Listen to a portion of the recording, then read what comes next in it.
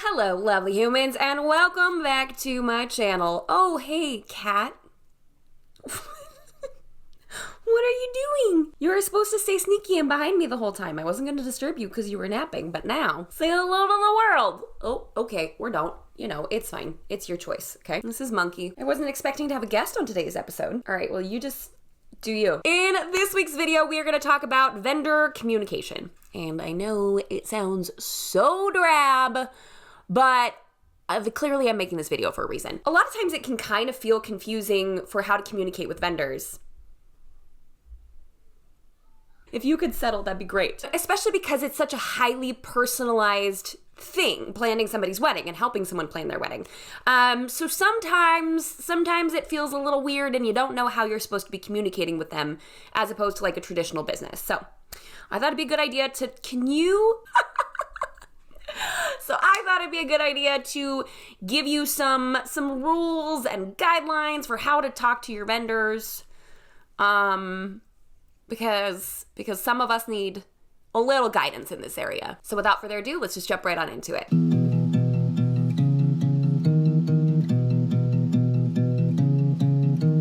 First and foremost, get a wedding specific email. This is advice that I give to every single one of my clients. You should definitely have a separate wedding email. And this is for a whole myriad of reasons. One, because it makes everything so much easier to track.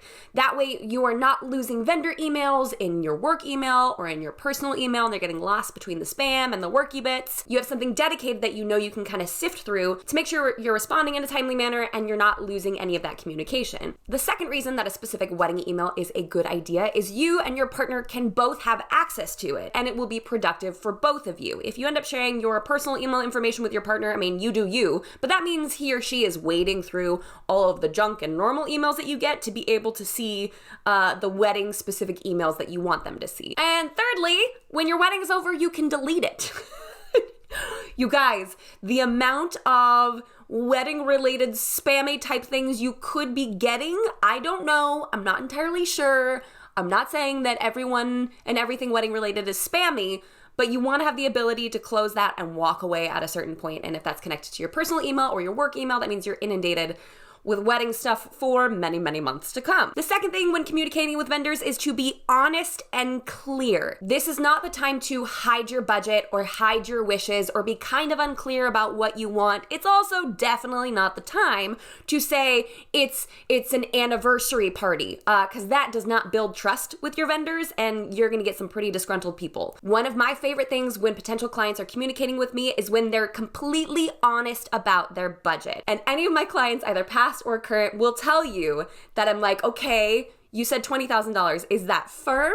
Is that a guess? Like, how much are we trying to make this happen? You're not gonna scare me away with a $15,000 budget. Now, I might say it might not be in your best interest to hire me if your budget's only $8,000 because I don't wanna take up a big chunk of that. This is not the time to be like, well, I think our budget could be anywhere from 10 to 20,000. Nope, it's in your best interest to be like, hyper specific in this case, because then a vendor can honestly reply to you whether they can help you out or not. You also want to be honest about your needs and your expectations. Here's the deal. I am not the right planner for a whole lot of people. I'm just not. I am not the Jennifer Lopez wedding planner from the movie Wedding Planner. Like, I don't do every single detail. And the reason that I don't do that is I would have to charge a lot of money to pull that off. I see myself more as a wedding coach and teammate and other sporty type analogies, but I don't handle every single detail. I will not schedule a dress fitting or a suit fitting for any of my couples. That's not how I roll. Instead, I form a partnership with them to make sure they're getting their stuff done effectively and work alongside them.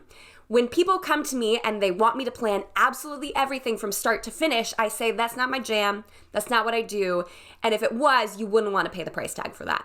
And that's perfectly fine. There is a vendor for each and every single one of you. There is a vendor who will not laugh at your budget. There is a vendor who will completely understand your needs and your expectations. But if you go into it and you're kind of like, I mean, I guess I'd be okay with one meeting every other month. And then you have this panicky feeling of like, oh no, I signed up for too little of a wedding planning service and now I'm frustrated and I didn't book exactly what I wanted. If you are clear about your needs and expectations, your vendors can better respond respond to you with, yes, I can do that, or no, I don't actually recommend doing that, here's why, or, you know, we may not be the right fit for you, and that's okay. Okay, you like settled for such a long time. What are you doing now? Do I just keep going, or? Number 3, once you've entered into a partnership with your vendor, manage your expectations. The first thing under that the point umbrella would be, please read your contract, because what's written in your contract is what will happen. So if there's any sort of promises or conversations that are made outside of your contract, you would probably want to get those in writing, whether in an email or in text communication. But read your contract, because it should explain the limitations of what they will or what they will not do. If you see any inconsistencies or you have any questions, keep asking questions. But what you really don't want to do is have expectations that are nowhere near what the contract is promising, because then that just creates a disgruntled working relationship. You also need to manage your expectations of response time. If you are the type of person that likes an email responded to in 1 to 3 hours, you may need to give a little bit of grace to your vendors. I, for one, am, it's funny, actually, early on, in one of my really old videos, I said I try my hardest to reply to emails within 24 hours. Listen, y'all, that ship has sailed. The amount of business that comes with doing YouTube and all that kind of stuff, I cannot respond to emails in 24 hours all the time. Current clients, I love you and I'm so sorry. But I actually had a couple bring that up to me and say, you had a 24-hour guarantee response time. And I was like, that's not at all. It's something I said I'd try to do, but starting to feel like we may not be the right fit for you. Manage your expectations on how soon you expect a response. Now, as a solo entrepreneur, I know that life is super full. I've got 3 kids. I work from home. Like, getting to emails in a timely manner can sometimes be very difficult for me. So I am not the right wedding planner for a lot of people. I hear that. I know that. And I have the world's best clients because they're so gracious and they're so understanding. Now, if it's taking them 2 weeks to respond to you, obviously that's not a good thing. Like, that's not ideal in any situation. We are in the midst of a little situation, you know, worldwide that may be causing them to be dealing with some more pressing situations. So we're going to want to give a little bit of grace, just like right now, you know, during this time frame. But like in a normal atmosphere, 2 weeks is not ideal. Another expectation that you're going to need to manage is the idea of business hours. Because it's such a personal thing, booking vendors for your wedding, sometimes it feels like, well, I'm just going to text my wedding planner. I know it's 10:30 at night, but I'm just going to go ahead and do that. If they list business hours or if they share business hours with you, that is something to be respected.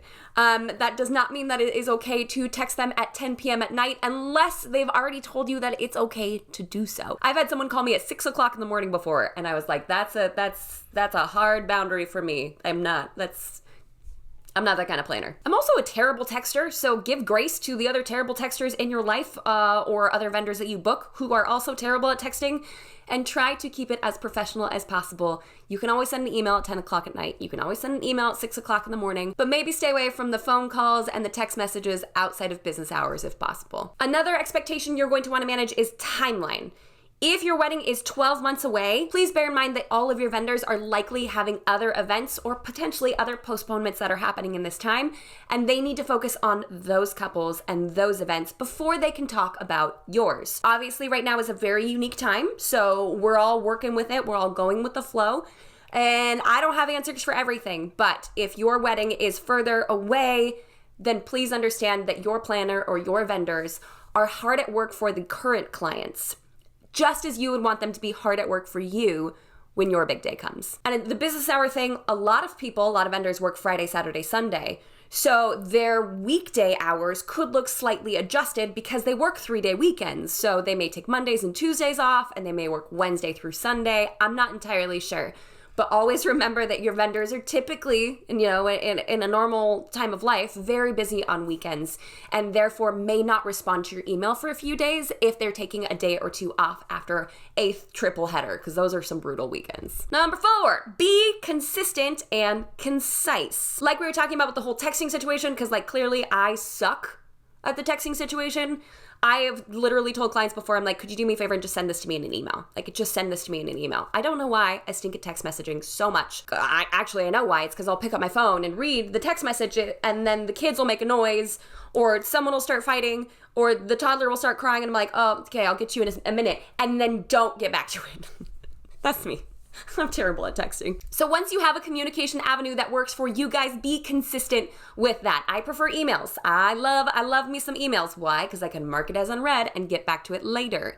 I can't do that with a text message. As far as being concise is concerned, it really does help your vendors when you get as directly to the point as possible with kindness and grace.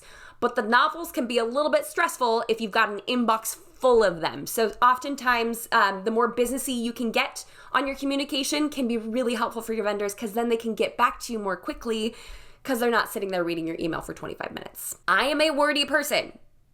Y'all know that, because my videos are always really long. And I get yelled at all the time for like talking fast and not taking a breath and being told I need to calm down. I know. And I used to do that in emails, and I had to work on it. It's stressful to read a really long and really wordy email, and it just takes them longer to get back to you. You're also going to want to be consistent with the point of contact. It literally took me one event to add this addendum to my contract. One event. Whereas before, I basically was like, yeah, anyone can contact me. Your mom, your dad, just like everyone can call me up. It's perfectly fine. I just want to be the perfect planner for you. And then after a bunch of phone calls, and that 6 o'clock in the morning phone call was actually from one of the moms, I thought, I'm repeating myself a lot, and I'm going to now add an addendum to the contract saying there are 2 points of contact.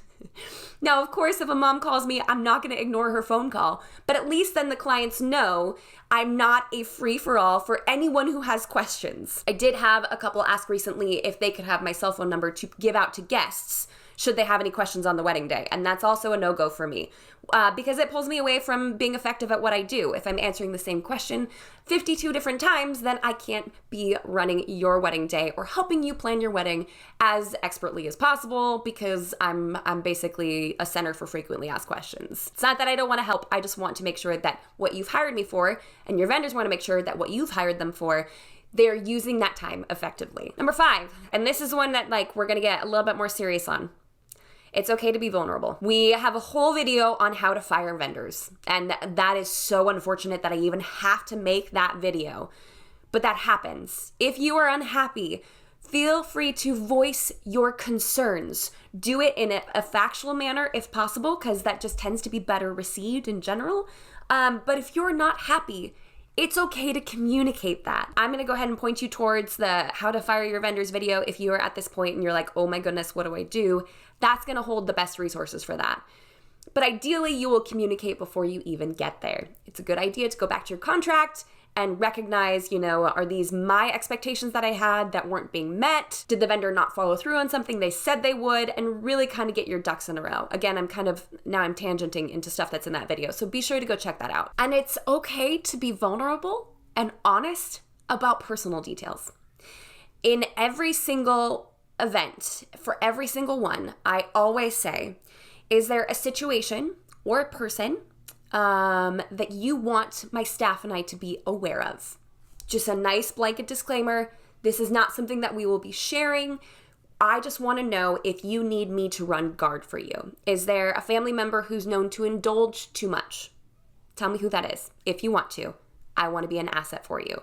This is not an opportunity for me to get the goss or to learn the dirty details about your family. It just allows me to be a great resource and a good sounding board and a good bodyguard should something come up. So if you have a situation where family members don't get along, then that's something you're going to want to share with your photographer so he or she can help mitigate that situation.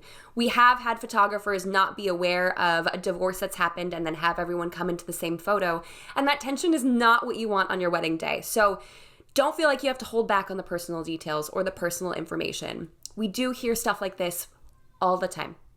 And we handle it as best as we possibly can with as much grace as possible. Again, this is not an opportunity for us to get all the dirty deets on your fam or on your friends, but to help us be better vendors for you on your wedding day. And then lastly, Once you've gotten to this point, you just need to trust them. You have hired these vendors because they're professionals in their category and they're professionals about what they do.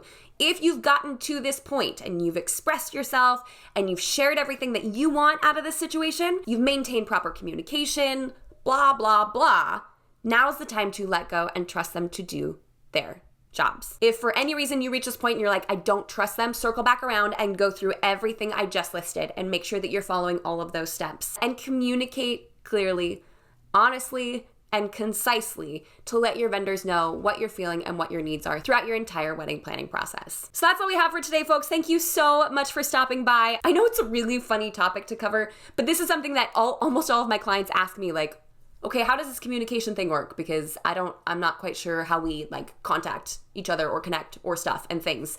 So I figured my clients can't be the only ones out there with this question, and hopefully this video helps you guys out. Now, if you are looking to connect with us on a couple different platforms, we of course have Instagram over at JW Coordination. You can connect with me personally at the Jamie Wolfer on Instagram, or on my personal channel, which is also the Jamie Wolfer, because I love consistent branding. If you haven't done so already, like this video because you like the video, and subscribe to this channel for more tips and tricks for the modern day bride. And until next week, bye guys!